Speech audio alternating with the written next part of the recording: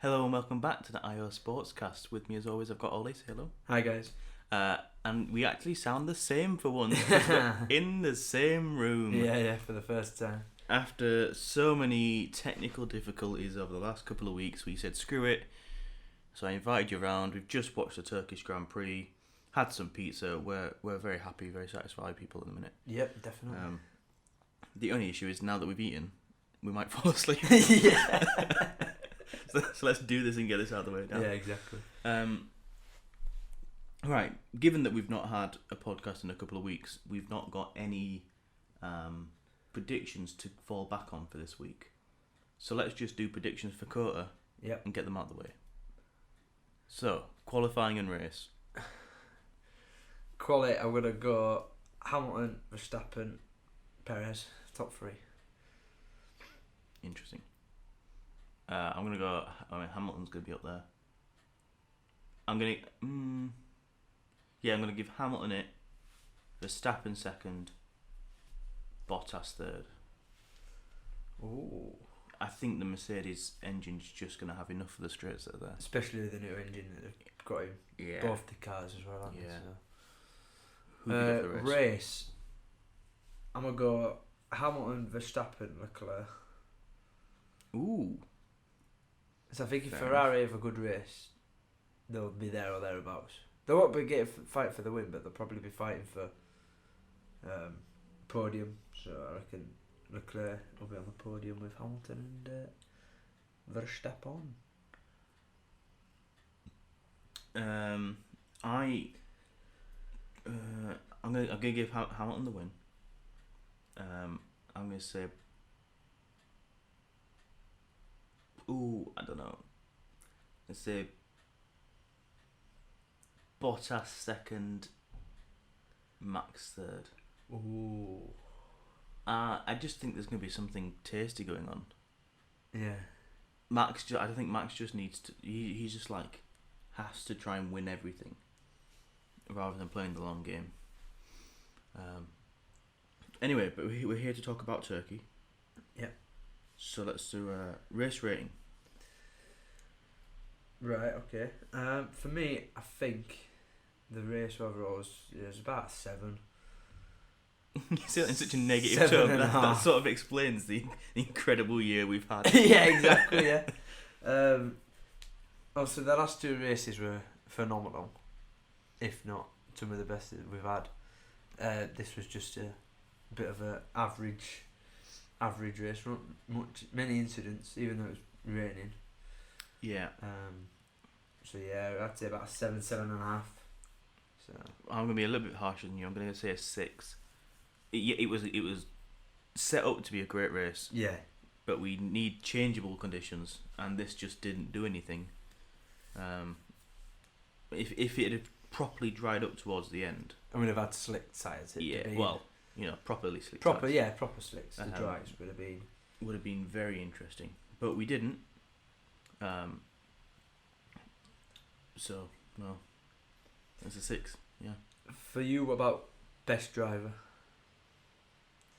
There's a lot of contenders here. Ooh. Because Valtteri drove a very good race. Yeah. Perez drove a reasonably good race. And Sainz was always going to come through the field. Yeah, because he's in a Ferrari. Yeah, exactly. At Turkey. I'll give it to Sainz, just because I feel like we've not ever given it to him. No, I don't think we have, to be fair. I'm going to give him a 9. Ooh. To be fair, he did do well, starting from 19th to finish 8th or wherever it was where he finished in that Ferrari. Yeah. So I'm going to give it to Valtteri. Pretty much flawless most of the race. Obviously, he came out second after the pit stops because Leclerc didn't pit, but he didn't make any errors, anything like that. He started up poor because of Hamilton's engine penalty. Yeah, no mistakes, pretty much flawless. So I'm gonna give him a 9.5. Nice. So A lot better than what he did last year at Turkey, that's for sure. I think a lot of people did a lot better this year. Yeah, yeah. Worst driver though? Who's your worst driver? I'd say Alonso. Because I know he had his spin, but he didn't really do much after that. Yeah, he got some penalties, but he didn't really fight his way through the field. He was stuck at. Once he had his spin, it was like that was like game over for him. Obviously, we know how easy it was to overtake. 'Cause there was quite a few overtakes. I don't know where he finished in the end, but Alonso finished P16. yeah, and he started P5. Yeah. So, yeah, Alonso for me is the worst driver of the day. What about you? That is a fantastic shout. Just looking at the final finishing classification here, the only other people I could think of would maybe be Vettel, just for the call that he made. Oh yeah, that's a good shout. Or just Nikita Mazepin, just for being Mazepin. Just at the back, like so consistently. Yeah.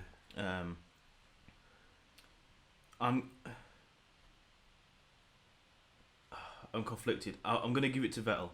Ooh. Only you give it to Alonso. I'll give it to Vettel. Yeah. I'm not saying that the call was a bad call, but It was. it didn't work out. No. And that's one of those calls where if it works out, you're an absolute legend. Yeah. You're a genius. I think they did it too early. They should have waited maybe till like the last few laps, because during the end of the race it was pretty much nearly drying up. So they should have tried it at the last few laps, and yeah, if it hadn't worked, it didn't work. But it didn't work anyway. So yeah. But in my opinion, they should have tried it near the end of the race.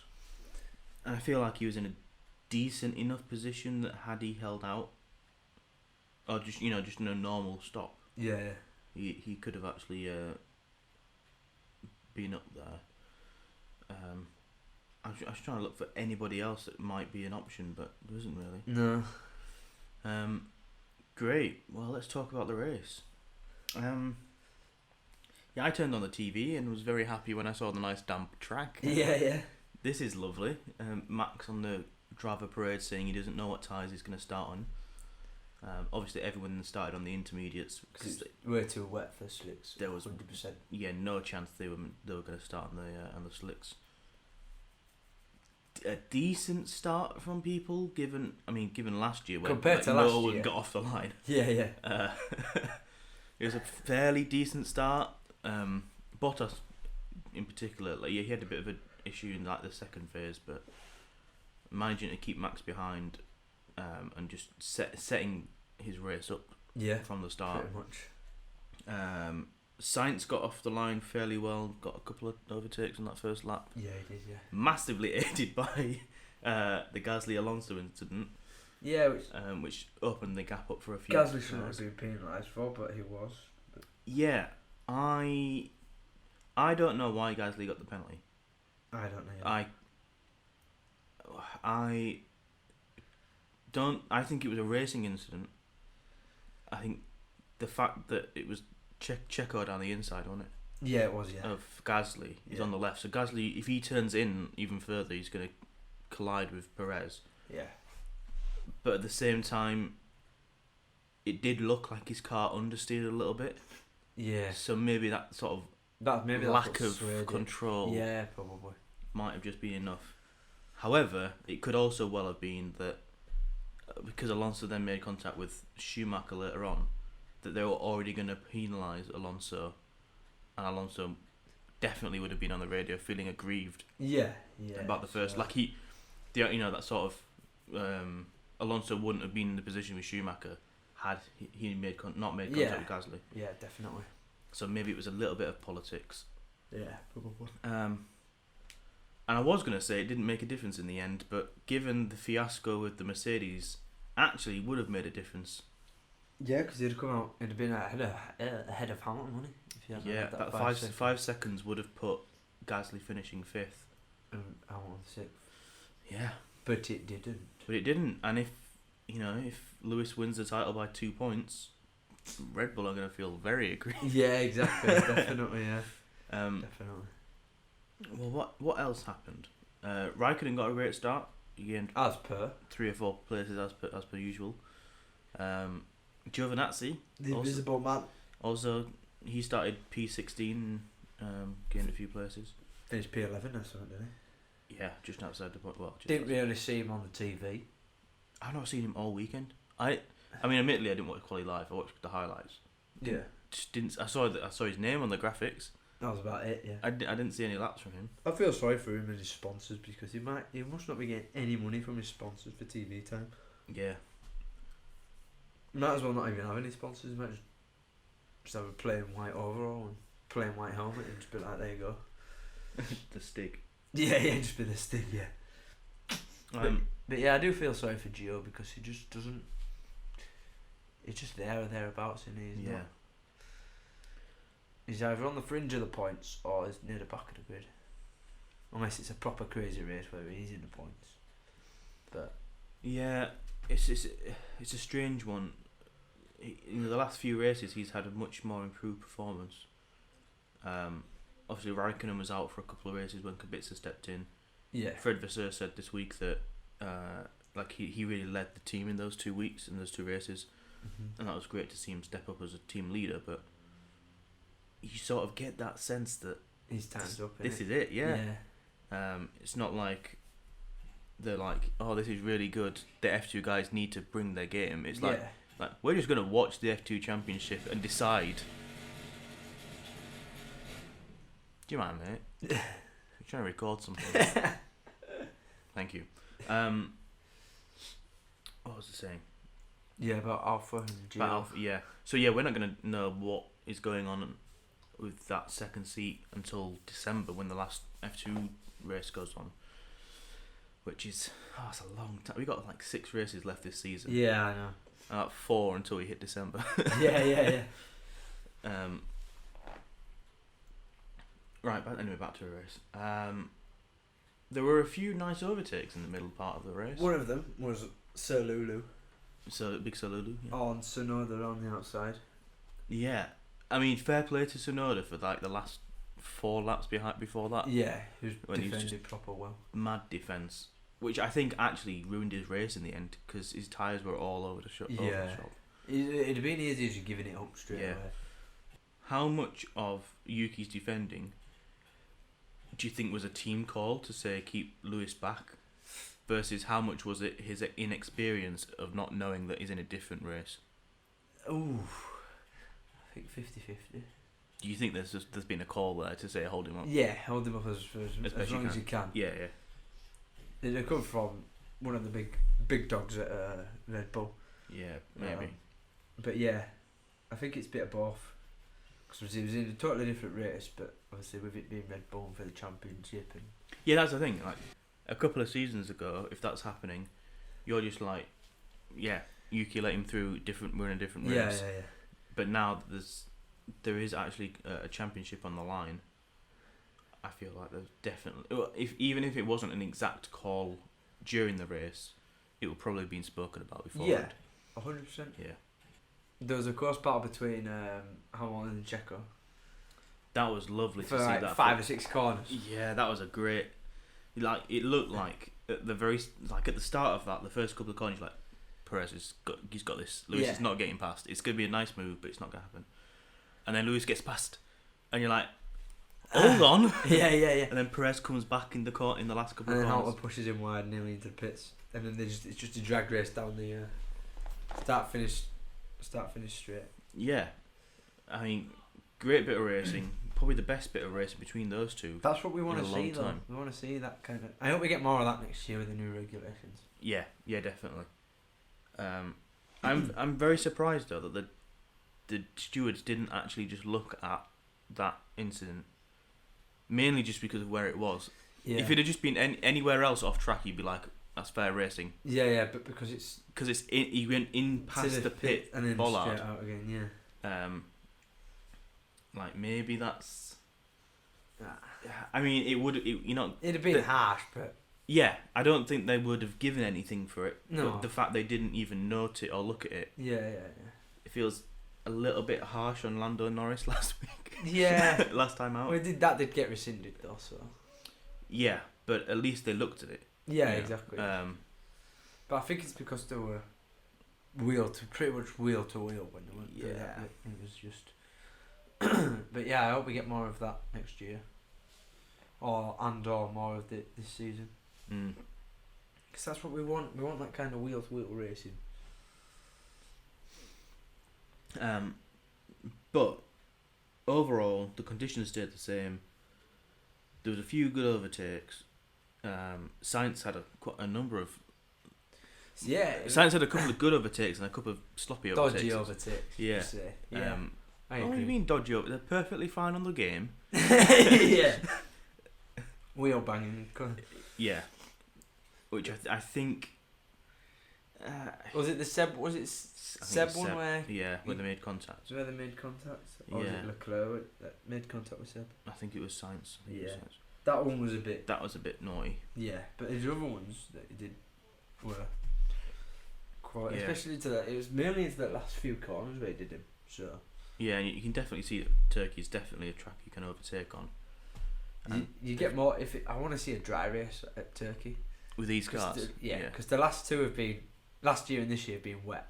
Yeah, it was Crofty saying that Seb was it Crofty or Ted that was saying that Seb by Seb going onto the medium tyre, he was the first one in the last 2 years to go on slicks to run slicks at Turkey. Yeah, which is a mental stat to be fair. Weird, yeah. But I'd love to see if Turkey stays on the calendar for next season. Fingers crossed. Which I hope it does because it's a good track. We want old tracks back. I want it to be dry, or I want it to be pushed further forward in the calendar. And I want a dry race with the new cars that are more easier to follow, and hopefully we get more overtakes then. I would like to see it back. Yeah, I want it back. It was always one that I didn't want taken off anyway, but yeah, I feel like we do genuinely need to consider. So the FIA, need to consider like a rolling calendar for like 2 or 3 races that swap out. Yeah. So obviously you keep the big ones. Yeah, but then like the tracks like Russia that people don't actually like. Okay, we're going to St. Petersburg soon, so maybe that's not next year, isn't it? I think or year after. 2023, I think. Yeah. But like that, like France, Turkey. I'm thinking like Korea could come back. Maybe India. You know, the tracks that we used to race that actually had a couple of decent races. Yeah. But they just couldn't afford to run every single year. Give them a rolling contract. Like it's like for the German Grand Prix, they used to switch between Nürburgring. We do need the German Grand Prix. Why can't they do that, but on a larger scale, and just have it like a special event? Yeah, where you have like 3 races that will always change. Yeah, season after. and you just have a rolling calendar. Yeah, so they don't do it every like 40 years. It'll go back to what it was. But yeah, I think we should, man. Come on, FIA, sort it out, please. Just put a little letter into Stefano. Yeah, there we go. Thank on you behalf of all Formula 1 fans, we speak. And here's a £5 note. We speak as one. Yeah, here's a £5 note. Yeah, you can take more than a £5. The rest will be in the post later. But yeah, anyway, I mentioned there that Sebastian came up on medium tyres, which nothing about that made sense. The track was not dry enough. There really wasn't a proper dry line at that time. And then he came out on mediums, not softs. Yeah, which don't have the most grip to the medium. Softs have the most grip, obviously, as we know. Softs have the most grip. They'll be better when they're hot. Yeah. And there wasn't exactly a long way to go in the race. It was only about 15, 20 laps. Something like that. But because obviously the track's brand new and it's more a hell of a lot abrasive. I still don't think that was an issue. Like the softs could have got to the end. I reckon if it'd have come in later, like with like last 5-10 laps maybe. Yeah. Because the line where you could tell there was a dry line forming. If he'd have come out then, and maybe if he was like 5-6 seconds faster than everyone else, then maybe it causes panic stations and everyone just drops in for new tyres, and then we have a proper race on us. Yeah, I still don't think at the end it'd have been the correct call, but at least it's worth the gamble at Yeah. that time. You know. If it maybe not for the front runners, but maybe for like the guys at the back. So they should have put like, I don't know, Latifi or Mazepin or Schumacher, just say, come in, we're just going to try these for a few laps. If it works, Yeah. great. If not, then we'll put you back on us. The race is done anyway. Well, there was a couple of those. Like Daniel Ricciardo got brought in for a new set of Inters after being asked could he go faster, and he said yes, and he was forced. The track just wasn't improving. He was slower when he went on his new. Yeah. Well, initially, yeah, but the track that's just not improving. There's enough rain keeping it wet enough. Yeah. That it was Inters, but not too wet that the Inters couldn't deal with it. Yeah. It was just fat, happy medium, wasn't it? It was just like a procession. Like there were overtakes, and there were chances for things to happen. So it wasn't like Monaco. Yeah. But it wasn't like this is a race. It didn't feel like a proper wasn't like race. last year's race. I mean, last year that was all over the shop. Yeah. It was, but yeah, just have a dry race at Turkey and see what happens. Yeah. But anyway, yeah, Valtteri wins. Fair play. Good, mature drive. First win in over a year. 10th career win. That is mad that Hamilton's got 10 times as many wins. Yeah, he's not. Yeah, he's been in Formula 1 longer. But still, he's got 10 times as many wins as Valtteri Bottas in Formula 1. I mean, it is pretty mental. I'm just looking back here. 2016, the year that Lewis lost the title. Yeah. Lewis had 10 wins that entire season. and Valtteri's had 10 in his whole career. In the 5 seasons since, Valtteri's had 10. That's unbelievable. And 2019, Lewis had 11 wins in one season. How many has he got this season? 1, 2, 3, 4, 5. 5. Yeah. Mad. And 5 second places. And 5 seconds. Mm. Oh. Yeah. Turkey's not been put in, but Yeah. it doesn't matter. He wasn't on the podiums. Yeah, exactly. But he should have been. He should have been. Segue. Should he have been?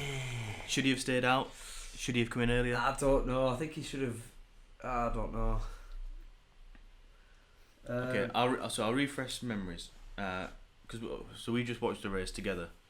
So normally when we do these podcasts, we don't speak during the race. No. Obviously, if you're watching it here, it's just an hour and a half of silence. We're not going to do that, obviously.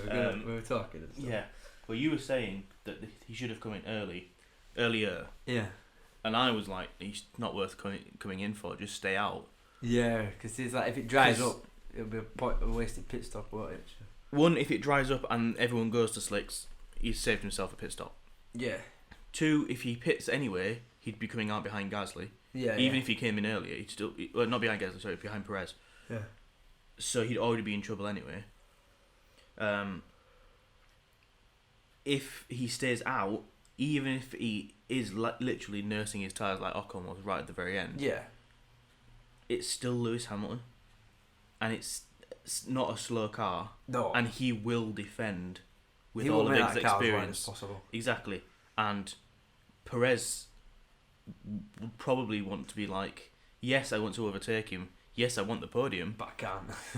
But we are still in a championship battle here. Yeah, don't want to risk and it. It's not like Perez, no disrespect to Albon, but Perez is an experienced driver. Yeah, 100%. So as a second driver, he's probably not going to be as determined to get past Lewis. Yeah.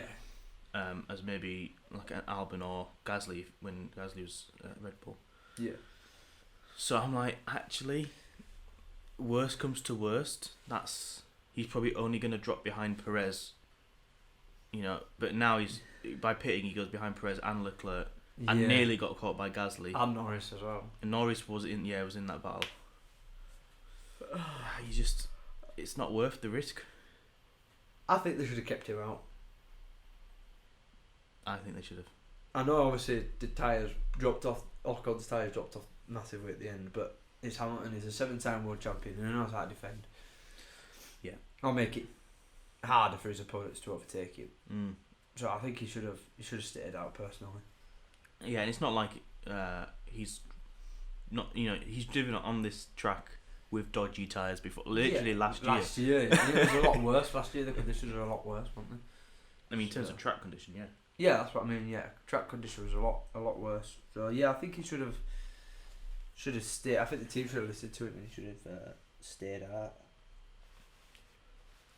Right. Well, let's just wrap this up for Turkey, and let's move on to a couple of other things that are happening in the Formula One world.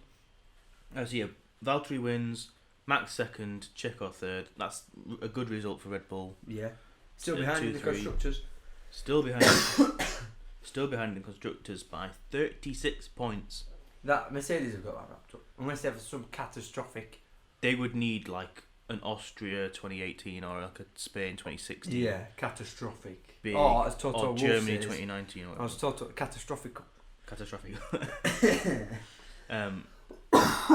Yeah, Sorry, right. yeah, I'm right. In the Drivers' Championship, well, what was a 2-point lead is now a 6-point deficit.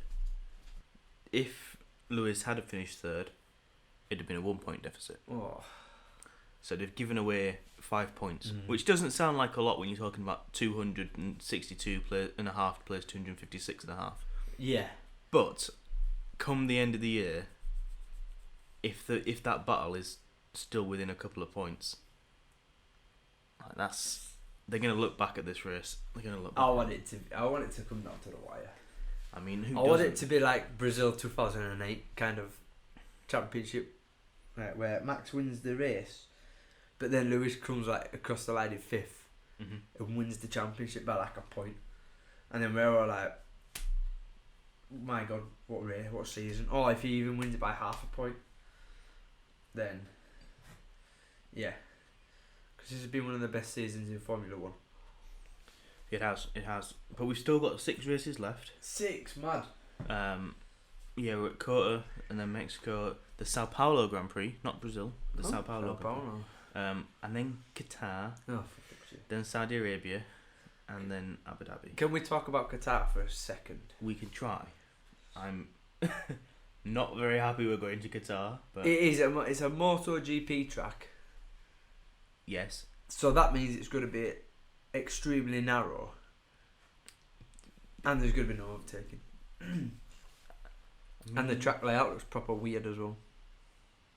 It is a strange track layout. It's a bit like when you've taken a marigold glove inside out and you've not quite popped all the fingers back through. Yeah. That's what it sort of looks like. It is a 5.3 kilometre circuit, 3.3 miles. The lap records are going to get flipping annihilated. What's the lap records at the minute? The current lap record for GP2 is a 1:38.6. No, we're doing 120s at that place. They'll be absolutely annihilating that. Or even 110s, maybe. But here's an interesting thing. You can't see my screen. What's the capacity of this place? What do you mean? Well, just spectator-wise. Yeah, there's normally 300,000 fans at Melbourne in the weekend. Oh, are we classing the weekend or just the race? But just the capacity in the circuit. 20,000. I'm saying that because it's in the middle of the desert, probably. Yeah, you're way over. Yeah, no. If this is Price is Right, you're off, mate. 8,000. 8,000. They're going to be like 8,000 guests of teams there. Yeah, it's true that the team members and their friends. All the Qatar Sheikhs. royals and sheikhs, yeah. They're going to be there. Media. 8,000. 8,000. Jesus. Yeah. Oh, sorry. In February 2009, a GP2 Asia Series nighttime race took place. The qualifying lap record was achieved by Nico Hülkenberg of a 1:35.7. So that's the fastest. That's going to get probably 20 seconds off that. If not 15 seconds. With these big Formula 1 cars. Yeah. The race lap record is a 38.6. I don't know what to think about it. It's just money, innit? And the fact they signed a 10-year contract. Yeah, I mean, They don't look very wide on there. we're looking at the picture on Wikipedia of it down the pit straight. They're what? They're supercar, V8 super. I'd say they're V8 supercars. Yeah, WTCC cars. I mean, And then judging narrower that, then? yeah, I was gonna say the F1 car's gonna be about here. Yeah. So, that's gonna be tight. It's going to be tight. It's nice to see George Russell in for third. I just don't know how I feel about this. No. Obviously, it's a standing race this year, and then obviously next year it's not on the calendar because there's a World Cup. Yeah, they're doing. And then they signed a 10-year deal. Yeah. From 2023. It's set to be a night race. We like night races, but not ones where you get 8,000. It's in the desert and you can't overtake.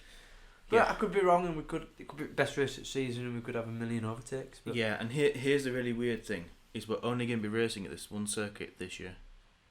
Because in 2023 we're moving to a new purpose-built F1 circuit. What are they? Yes, that's the plan at least. Oh right, I thought it was just at this circuit. So no. Even if it's even this one race at this circuit, I'm still a bit unsure about. Unless it's an absolute banging race and everyone overtakes everyone. I really, we've had a banging season. It's been a fantastic season. Yeah. But with all this sort of sports washing thing that's going on, I kind of hope that those 3 races are god awful, and we just don't go back. I don't like Abu Dhabi. It's a crap circuit. Nah. Even with the changes they're making, I don't think it's going to be a good race. I'm prepared to be proved wrong. What I've seen of Jeddah, I feel like it's going to be a training procession. It doesn't feel like it's set up to be a good track. Qatar might be great for the motorbikes. I think looks a bit small. Obviously, we go to the Middle East normally at the start of the season in Bahrain. Mm-hmm. I think you need them races at the start. Get them out of the way. So Qatar, Abu Dhabi, Saudi Arabia, Bahrain, all together. That would be because they're next to each other more or less. Yeah, I mean, one, there's the logistics side of it. 2, there's the thing that we don't like them really. Yeah. I mean, Bahrain's not too bad, but no, I like Bahrain. I think Bahrain should be the opener. But I feel like that it's because it's early on in the season. It's got that hype still. Yeah. Whereas if it was end of season, and the championship's already wrapped up. Doesn't feel like it's a good race. Nah. I just want Brazil last again. Tell you what I want is them to do it in like a calendar rating order. I.e., the calendar gets announced, or the races are announced for where the tracks are. The fans vote for. The fans vote for which one is their favourite tracks. And which is the worst. Yeah, and we go from worst to best. Oh, that'd be so then we sick. finish with like Britain, Brazil, Monaco, Brazil, Monza, Spa. Yeah, that sort of thing. And we start with Abu Dhabi. Because could you imagine, like, okay, the season could get wrapped up with 7 races to go. That's a possibility. Yeah, but then you've got all the best. But then fan favourite tracks. But if it's not wrapped up, and you're going, and you look at the calendar and you've got Monza, Britain, Spa, Monaco. Monaco just for the glitz and glamour. Really. Yeah. All at the end of the season. All jam packed, and you're fighting for the titles at the best tracks. That's a madness. That is a pure. 100%. We should do that. That'd be so. I'd be down for that. Because you're never going to see a title decider in Britain. Nah. But imagine if you had a title decider in Monaco. Disclaimer on that. if it turns out that Max coming second in Britain would have won him the title, maybe we did see a title decider. Yeah. But we're not actually going to see a title be won in Britain. Yeah, no. I mean, maybe it'd be possible on a shorter season, but yeah. not. But yeah, no, I think I agree with you. They should do they should just release the races, but like these are the 22 or 23 or whatever. Fans vote worst to best. Yeah, I think 23 is too many. What do you think is ideal? 20? No more than 20. Yeah, 20 is good. 22. 21 and a half races. 20 is good. Yeah. 18 to 20, I think, is a good amount. Because it stops the triple header thing. As much as fans, we want to watch triple headers. If we could watch a race every week, I'm sure we would. Yeah, but it's logistics as well, isn't it, for the teams and. They take a lot out of the teams. Yeah. Honestly, they take a lot out of me, and I'm fairly young. I don't have a family, so I don't need to. I can just sit and watch 3 weekends in a row. I can sit and watch Formula Yeah, I know, but it's nice to do other stuff in it than every other weekend. Yeah. Then just watch. Don't get me wrong, I'd watch Formula One every day, rest of my life if I could, but I get bored of it after a while. Well, it's not necessarily that I get bored, but people have other commitments. Yeah, exactly. And 100%. When was it? July 2019 was it when we had 4 races in July and Lewis won all of them? I was like, there's 5 weeks in that month, and we had a double header, a week off, double header. Yeah. Like, that was a lot. Yeah, exactly. There are other things going on in the world. Maybe this end of the year there's not much other sport happening. A lot of it's in a winter break in Europe, but yeah, there's still other things going on. The tennis is still going on. There's still Premier golf League going on. and all that. Football's still going on. The American football's going on. It'd be nice to watch other things. Yeah, exactly. Yeah. Yeah. I think they should start the season earlier. Do you think it should be like just a year-long calendar? From January to December? Yeah. Yeah, but when would you develop your car and do your testing for winter testing and all this kind of stuff? Well, you just have like 2 weeks, have like a month break from middle of December to middle of January. I think it should be January to November, and the whole of December. Yeah. Is like winter testing, developing your new car, all this kind of stuff, and then maybe I'd go December, January, start at the very beginning of Feb, instead of in March. Give you an extra 6 weeks or so. Yeah, start at the very beginning of Feb, finishing end of November, and then you've got December, January to sort the new car out and stuff like that. And then they should do the fan calendar, and then I mean, all this of course is just hearsay. That's not it's right. never going to happen. It's just hypothetical. Yeah. It would be nice to see some changes happen. Obviously, the big pandy that's going on at the minute is still a thing. Yep. But it was nice seeing fans in Turkey. Yeah, it was. Yeah. That was strange. Yeah. Yeah. It's been like 10 years since we saw fans back in Turkey. Yeah, they weren't in the last year. Yeah, it'd been over 10 years, right? Which is weird. Yeah. But it's just nice to have fans back in Formula One, not just in Formula One, but in all sports, as they say. Here's something I want to talk to you about as well. Go on then. Christian Horner has. I don't know if he's made an accusation as such, but he's a little bit suspicious about how Mercedes have got so quick all of a sudden. Ooh, what's he saying? Well, I think he's got some concerns about their engine. What, he thinks they've got a special engine or something? Yeah. Or like a Ferrari from 2019 engine? Well, so Red Bull put in a complaint to the FIA about the Mercedes power units. I think I'm just trying to read it very quickly so I'm getting the right facts. Ferrari did join in on that complaint. When did they put this claim? When did this go in? A few days ago. Well, a few days ago it got rejected.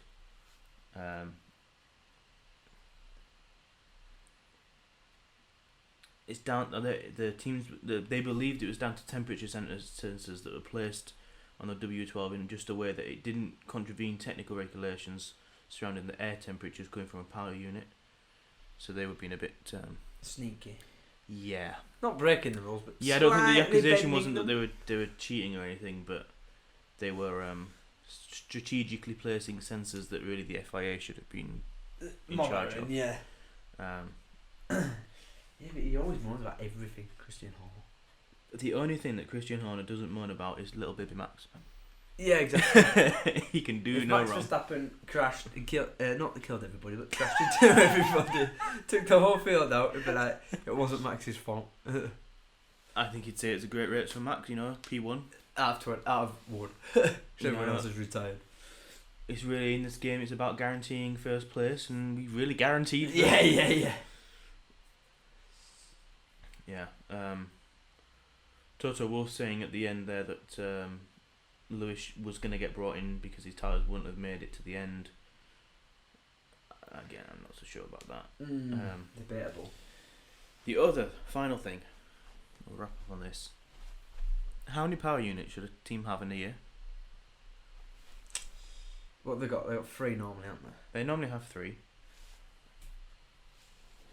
But if it was down to me personally, I'd have them 4, but 1 is just for like quali. So they can use. They'd have like just a special one for like quali. But then they can change out after quali to like a race. So for like quali in FP1, 2 and 3, they have 1 engine that they can use for the whole season. And then obviously it's a bit more robust than normal. And then obviously the races they use the normal 3. That's my opinion personally, but. So my personal opinion is this is Formula 1 and it should be the cutting edge of technology and you shouldn't have a limit. Should have. If we're talking reasons for why we're limiting it though. Yeah. Then, let's I think 3 could have worked this year had teams been able to change power settings. Oh, like they did before with Yeah. rich mix and all this kind of stuff. Because right now you've got to pick your mode and go for it. Stick for it, yeah. So Valtteri, for example, couldn't turn his engine down and relax at the end of this race. No. Whereas a few years ago he'd been able to. Yeah. So that's added a lot of mileage onto engines. But the fact that we're talking about Mercedes now having issues, like with reliability, where they've been dominant for 8 years on reliability. How often do you see Mercedes in Mercedes engines go? Not very often. I think when was Lewis's last actual mechanical failure? I think it was like 2018. 2018 maybe, yeah. Something like that. And 2016 before that. Yeah. So. But yeah, so Lewis is taking an extra ICE. Valtteri's taking 2 extra power units. Max has taken a power unit. Most of the Sainz field's has, taken. Ricciardo has, Latifi has. There's talks that Russell's going to take one in a couple of weeks' time. Why don't they if the teams why need them, why don't they just give them 4 or 5? Why don't the midfield teams, because of how close the battle is, why don't they just all talk together and just be like, let's all just take the power units on the same race, write that race off, and then let's properly race the last 5 races. Yeah, exactly. Or if you all take the penalties, once. no one gets penalties. Yeah, that's true. Yeah. If you all get penalised by 20 places, or 10 places, yeah. Right. What? There should be take like, an entire power unit all at the same time. All teams should take them all at the same race, and then it'd throw a qualifying out a window. But it'd be funny. It'd be so funny to see. Well, it wouldn't necessarily, would it? If all of them have a 20-place grid penalty from taking a new power unit, the person on first will stay on first. Yeah, that is true. Yeah. Why don't they all just get do together that. and do that? I reckon there'll be a regulation against that. Oh, you can't all I take don't them think- all at once. I don't think there'll be a regulation against it. I just know full well that with a second Ferrari car, it's going to be like, no, mate. And it's going to guarantee himself pole. Yeah. There's going to be one team that goes against it, obviously. But, Red Bull. it's always Ferrari. Ferrari veto everything. Ferrari or Red Bull? They already have too much power, Ferrari. I don't like it. Anyway, it's been nice actually getting to talk to you. Yeah, hasn't it? Discussing Turkey and the other latest updates of Formula 1. We've already done our Kota predictions, but I'm looking forward to it. Kota's always a nice track. Yeah, I like it. It's a nice race. There have been a few eventful races in Kota in the past. Yeah. Vettel suspension failing on him for Ferrari. Yeah. Kimi winning. Yep. Max or Ricciardo breaking down 1 year. What if Kimi wins it this year? What if it's such a crazy race that Kimi wins? Well, yeah, what if it is Mazepin just comes across the line backwards and wins? Hold on. Let me Because do they this. all crash. Circuit Quit of the Americas. of the Americas weather. That'd be dry to America, man. Not raining Texas or wherever it is. Oh my word!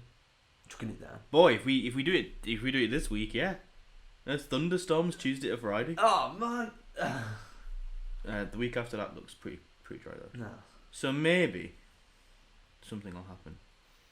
But You never know. Well, something always happens into that turn 1 because it's up, and Beautiful. it's a pretty much 180 degree corner. It's a beautiful hairpin. Uphill braking. Yeah, it's off camber. Yeah, exactly. So something always happens in that corner. Yeah. Right. Well, this has been fun. Definitely.